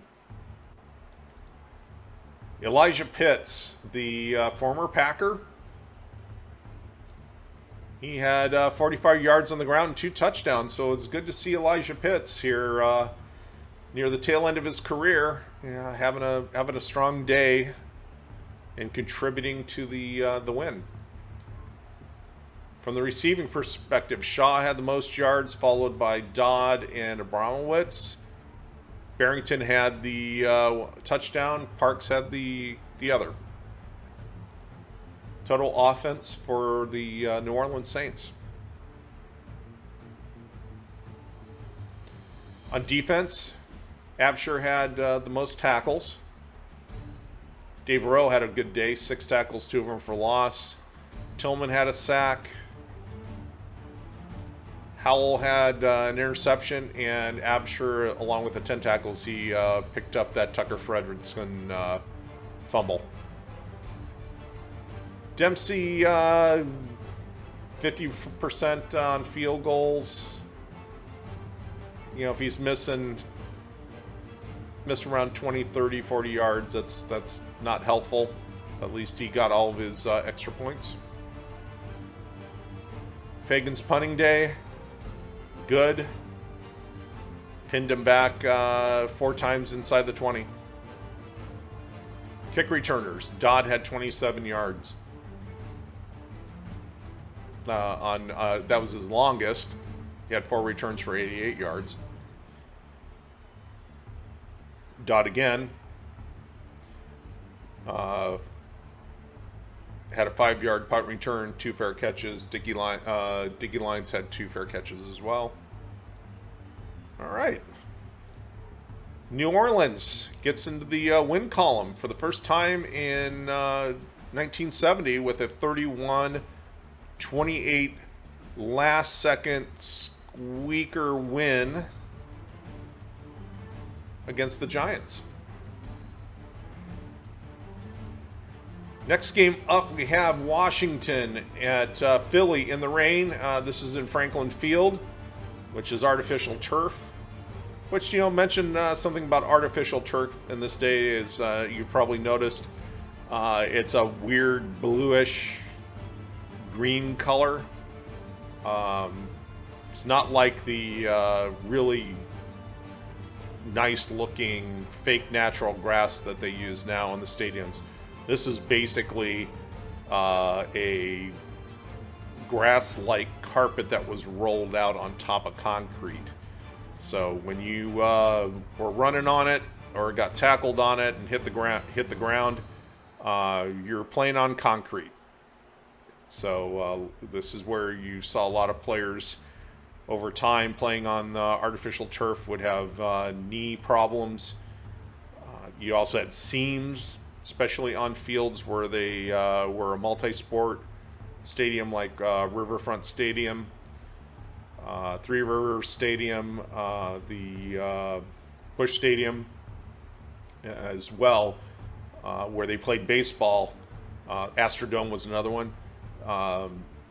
They would place pieces of AstroTurf over the infield in the pitcher's mound, so that you had what they would say was a full artificial surface. But of course that left seams, and you did get some seams even without that people would catch their feet on it and would have injuries. But it played fast. Unless you were in New Orleans, where guess what, they just kept the baseball field there, and you had to play in the dirt and the AstroTurf. So sorry for the digression there, but we're in Franklin Field on that AstroTurf in the pouring rain. So expect to see puddly, rainy conditions like week 1 of the 2022 season in that 49er Bears game. So let's see if Washington pulls it together and gets a win in Philadelphia. With the rain coming down, 11:58 in the first. Cyril Pinder gets the handoff, slips, fumbles. Washington recovers the ball. 4:56 in the first. Snead pitches to Wuchnick, and he is tackled for a 3-yard loss on trying to convert a 4th down. Second quarter, 12-10. Mark Mosley. His kick is good, gets Philadelphia on the board, 3-0 in the second quarter. Philly has the ball with 7:42 left. Snead, back to pass. Pat Fisher picks the ball off for Washington on the Washington 34. It's Frank Ryan is in the game. Sonny Jurgensen did not get the start today. And Rosevich picks off Ryan. The veteran Frank Ryan is in for Sonny Jurgensen. 1:37 in the second. Frank Ryan is picked off again right at the Washington 13 by Nate Ramsey. Let's see what Snead and the Eagles can do with 59 seconds left. Cyril Pinder in for the touchdown.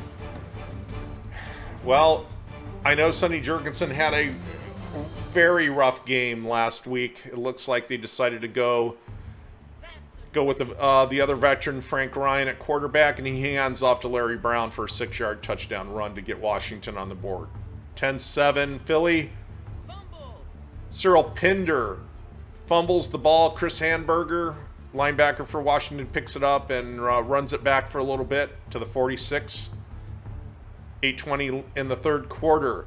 Larry Brown, he fumbles. And who picked it up? The Eagles recovered, ran it back a little bit. Let's see what they can do with it. 3:52 in the third. Snead is picked off by Mike Bass. Score remains Eagles 10, Redskins 7. Minute 6 left in the third. Frank Ryan rolls out. He hits Jackie Smith. Jerry Smith. Wrong Smith. Jackie's with the Cardinals. Jerry's with the Redskins. 14-10 Redskins. Kurt Knight's kick is good from 13. 17-10 Redskins. And that will be your final score. Well, the Redskins figured out a way to win in the rain at Franklin Field. Chris Hamburger, your MVP, 9 tackles and a fumble recovery. Well, I don't think this is necessarily a pretty game, but nonetheless, Washington got in the win column. Good for them. Yeah, Frank Ryan didn't have a good day at all. 12 of 30, 157 yards. He did have a touchdown, but he threw 2 picks. Don't know if they're going to stick with him or they're going to go back to Sonny Jurgensen. If I were them, I would go with Jurgensen. Frank Ryan in his day, when he was with the Rams in the early 60s. Good quarterback. He's not the same player now in 1970, so I think Sonny Jurgensen's your best bet, even though he had a miserable game last week. Washington on the ground. Larry Brown again having a great day. 116 yards and a touchdown. Receiving. Roberts, Smith, Charlie Taylor.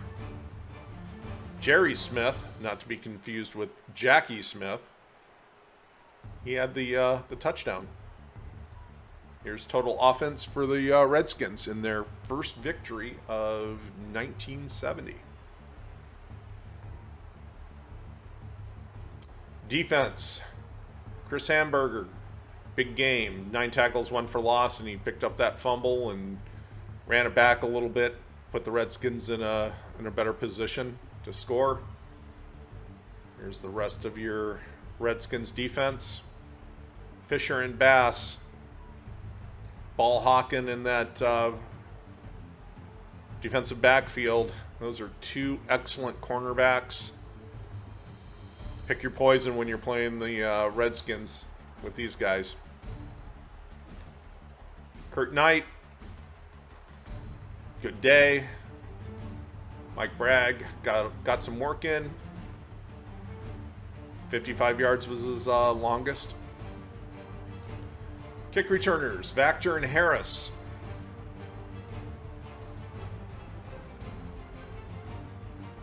And Harris and Roberts doing the punt return duties. Okay, let's look at Philly in a losing effort. Norm Snead, 15 out of 39, 206 yards, no touchdowns, 2 picks. Horrible quarterback rating. But they don't have any better options than Norm Snead right now in Philadelphia. Cyril Pinder and Tom Woodschnick, both that 1-2 combination that Philly has. Good day on the ground. Pinder got the touchdown, but he also coughed the ball up twice and gave it up to Washington. It was a rainy day, so I'm assuming that ball was pretty slick, but yeah, that breathed life into the Washington Redskins. Receiving, Ben Hawkins had 107 yards.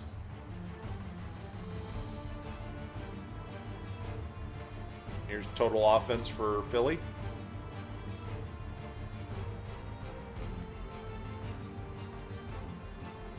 On defense, Tim Rosevich, 7 tackles. He had an interception. Don Holtz had 5 tackles, 2 of which were for loss. Gary Pettigrew, 5 tackles, 3 at loss. Ramsey, Rosevich were your folks intercepting. Frank Ryan, Adrian Young picked up the fumble from Larry Brown. Mark Mosley, good day, hit everything in the rain.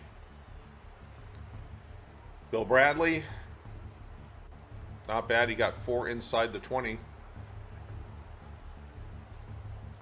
Wallach and Nelson on kick returns.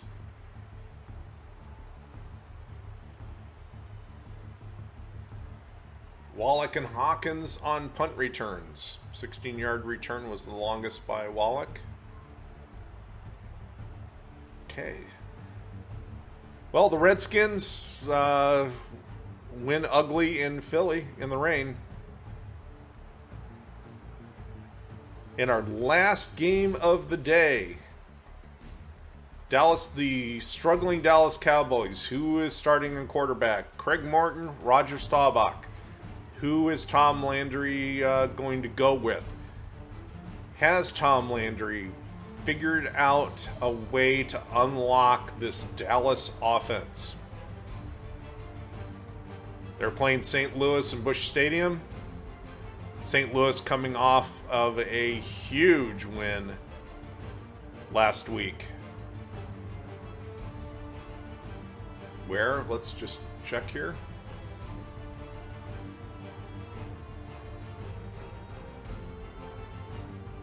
Where they put up 47 points on the Redskins.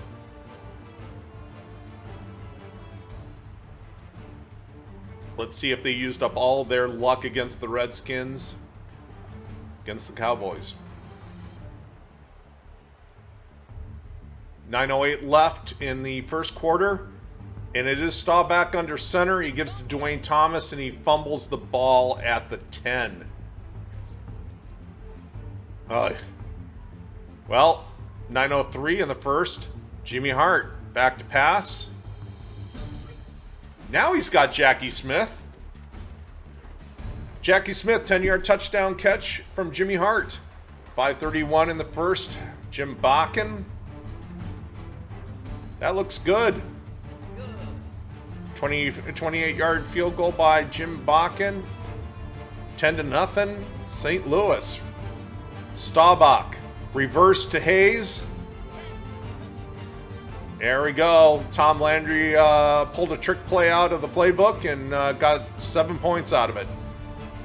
1:56, and Bakken misses the field goal, leaving it 10-7. Bakken gets another chance.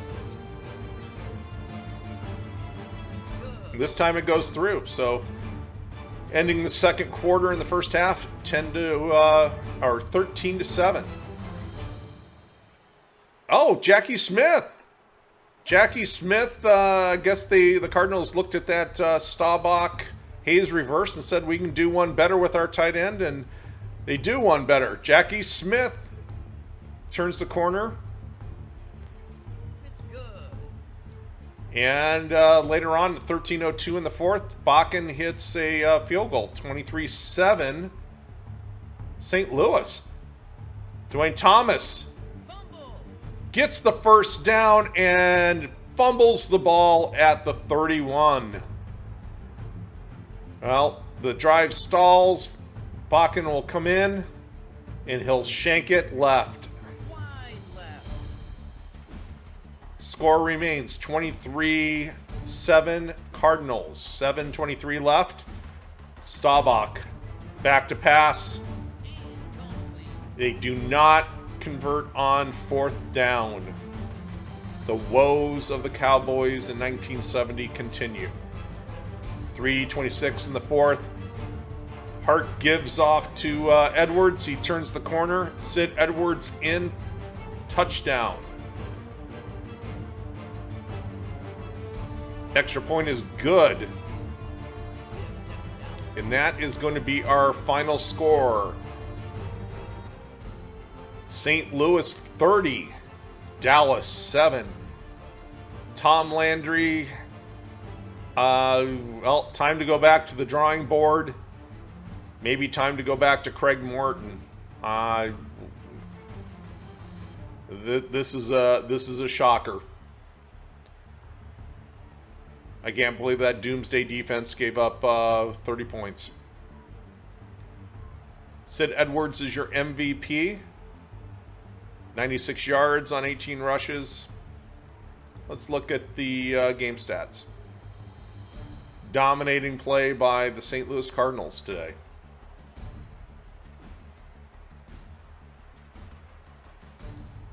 Roger Staubach. Let's see what we got here. 7 completions on 23 attempts. The Dallas quarterback drama continues.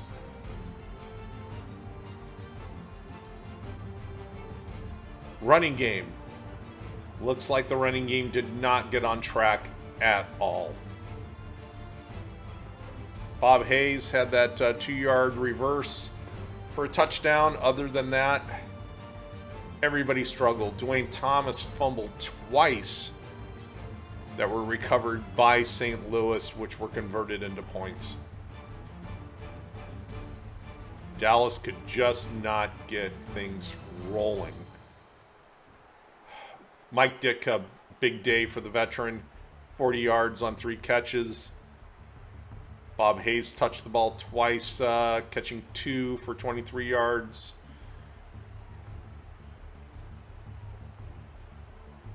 Disappointing numbers if you're a Dallas Cowboy fan.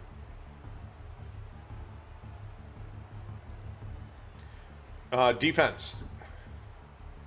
I think the defense really was tired. They were out there a lot. Gave it a good effort, but boy, the Cardinals really took it to him. Leroy Jordan had 10 tackles, 1 for loss. No sacks, no interceptions, no fumble recoveries. A few tackles for losses. Frustrating day for the Dallas Cowboys. Mike Clark, 1 extra point. Ron Whitby, he was busy today. 4 fair catches, only 1 inside the 20, so wasn't really necessarily setting the Cardinals back too much. Nothing from the kick returners today for Dallas. Next to nothing for the punt returners for Dallas. So, I'm sure the Dallas press and the Dallas fans are they're getting nervous. I think those ulcers are starting to act up. What are the Cowboys going to do to turn it around in 1970? St. Louis, on the other hand, Jimmy Hart was 16 out of 29, 179 yards and a touchdown. MacArthur Lane got into the act with a halfback pass, went for 26. Sid Edwards. I think Sid just made it into the lineup today. 96 yards. MacArthur Lane had 86. I think you want to keep that combination if you can. Jackie Smith doing one better. If the fastest man in the world or one of the fastest Olympians in Bullet Bob Hayes can do the reverse and go in for a score, then big old Jackie Smith can do one better. 9 yards for a touchdown. From the receiving standpoint, Hart spread it around. 47 yards for Gillian, 59 for Hyatt, 40 for Dannon.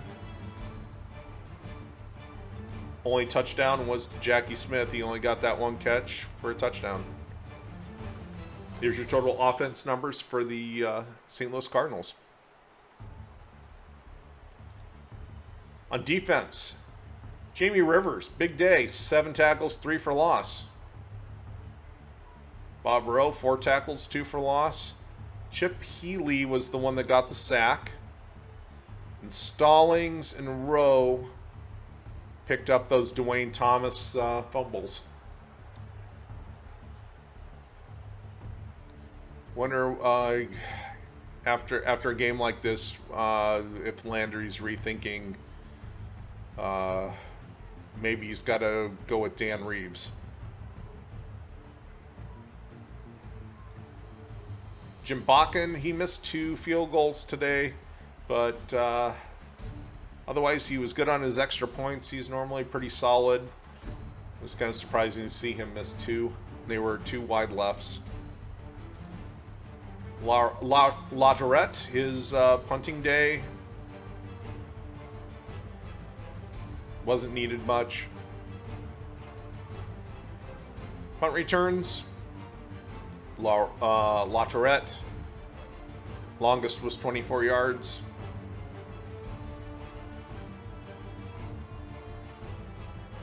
Both of them were 24 yards to equal out to 48 yards total. On the punt returns, Latorette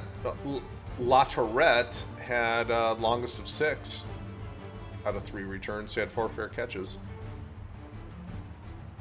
Sure, he was tired at the end of the day between punting, kick returning, and punt returning on a day where Dallas wasn't doing anything on offense and was pretty much punting the ball away if they weren't coughing it up. Okay, well, that will wrap up week 3. Some surprises, some shocks, some head scratchers. Let's look at the standings. St. Louis sets atop the NFC East, a 2-1 record. Everybody else is 1-2. Minnesota and Detroit sit atop the Central with 2-1 records. San Francisco and Los Angeles in the West. In the AFC, the Jets remain unbeaten. Baltimore and Miami close behind. Boston still looking for their first win.